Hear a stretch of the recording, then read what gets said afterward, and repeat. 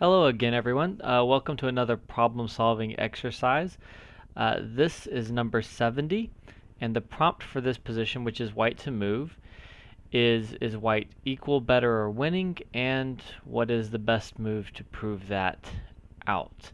So we have here a King's Indian style position, one in which black has played f5, and there's been an exchange, and we still have the pawn on e5 challenging this pawn on f4. For the moment, white does have uh, this knight on e4. He does have that square on e4, which is often an issue for black when you get this f5 situation in and you exchange the f5 pawn for the e4 pawn. You can have a really, really good outpost for that knight on e4 for white. On the other hand, some exchanges are coming down the line, and it does seem like black's bishops are getting open. Black does have the two bishops, and this isn't one of those situations where white is able to necessarily keep the outpost on e4 because he doesn't have this sort of pawn on f3 versus pawn on f4 situation.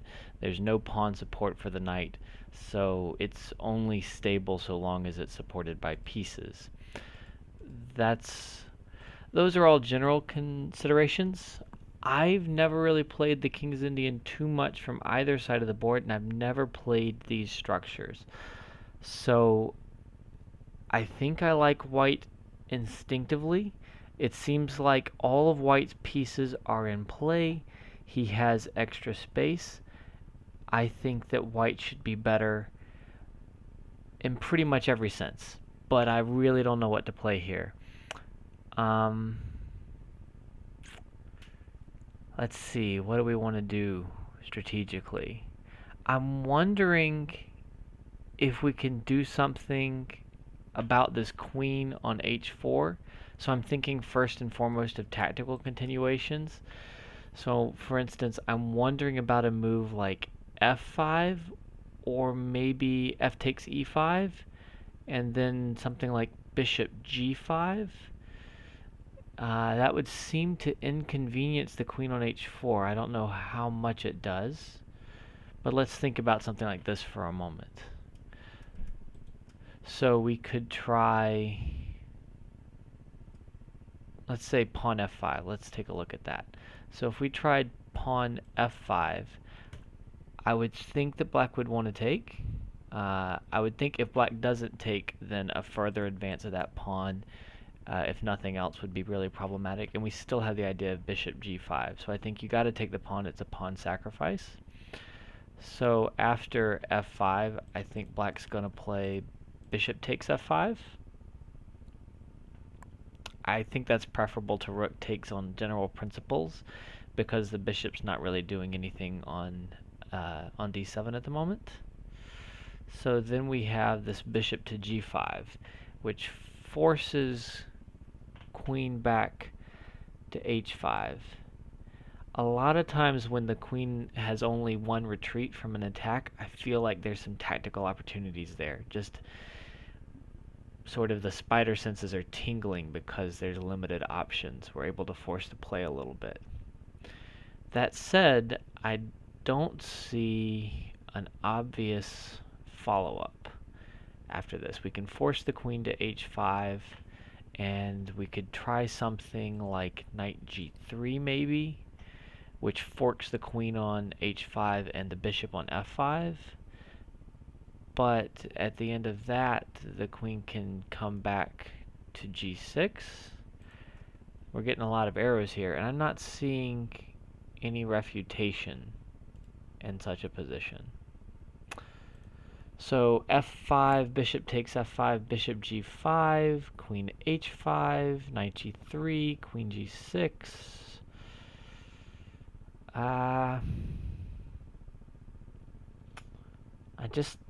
I just don't feel like there's quite enough control of any light square in the position, or any way of achieving enough control of light squares like this to really have a tactical continuation where we trap the queen or win material. We don't have a light squared bishop. I mean, we can play knight g3, but that's moving the knight away from the attack. The queen will still get to g6. I don't know. My spider senses are tingling, but I don't see it. Just doesn't quite seem to be there. So, in a similar vein, I think I should consider the possibility of playing f takes e5 instead of f5. I don't know why I like f5 better. There's similar ideas behind both, maybe. I guess I really would be really happy if black didn't take when I played f5. I'd love to get an f6, something like that. Bishop g5, f6 feels tremendous. But after f takes e5, I assume that black would just play bishop takes e5. I can't imagine another move being preferable. And black is threatening checkmate on h2, which we could stop with a move like g3, but I don't see that we've benefited in any way from exchanging on e5. So f5, bishop takes f5, and f takes e5, bishop takes e5. Don't really feel like they're getting it done for me. What if we mix up our order a little bit here, though?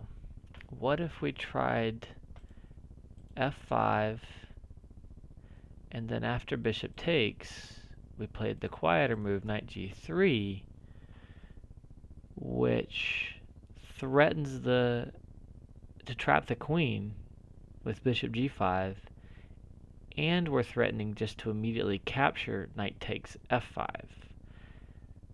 That looks like an effective double threat to me. You can't move the queen and defend the bishop, so queen g5 is out of the picture because the square is covered after we push the f-pawn. Our bishop covers that. There's no ability to play queen f6 because we're still going to take on f5. Adding a defender doesn't help in that case. We could move the bishop, but anywhere we move the bishop on f5, I think we still have the move bishop g5 trapping the queen for white. I don't see any defense to that. So f5 captures on f5, knight g3 looks like a win to me. Which leaves us the other option of f5, rook takes f5. So we have to wonder about that. f5, rook takes f5.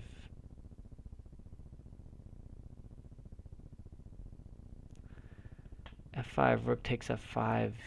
Do we want to play an immediate knight g3, allowing rook takes f1, rook takes f1?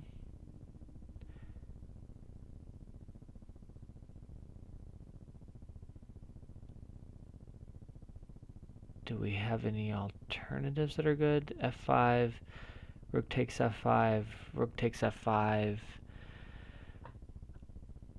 bishop takes f5, knight g3 still threatens the bishop, still threatens the queen, but it seems like now we could play queen f6 for black.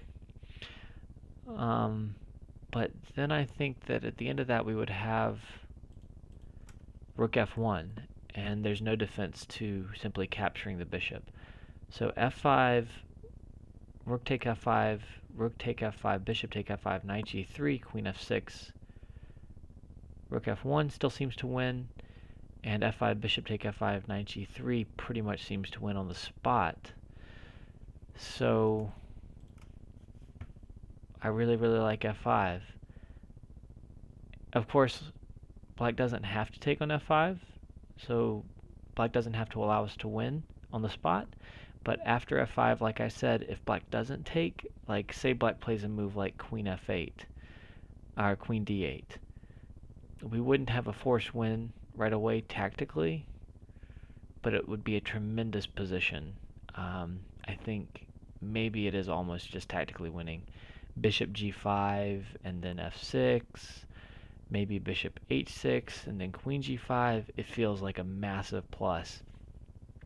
I'm inclined to think that f5 is really good, maybe just winning straight up. So I would play f5 in this position. I don't see any other alternative that would be better, and it looks like an excellent move in this position.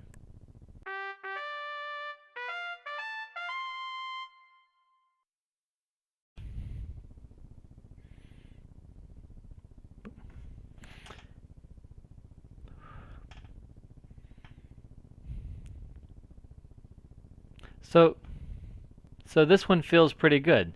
We're right on target on this one. All the major variations are hit. The key variation is pawn to f5, and if bishop takes f5, knight g3, and white is just winning after f5. The computer says almost +3, so even if you don't take on f5, like we said, moves like f6 right up and bishop g5, it's just tremendous. The position's still good for white after other moves, but only slightly better, like a typical white edge better. F5 though right away, just smokes black. Black is toast right away.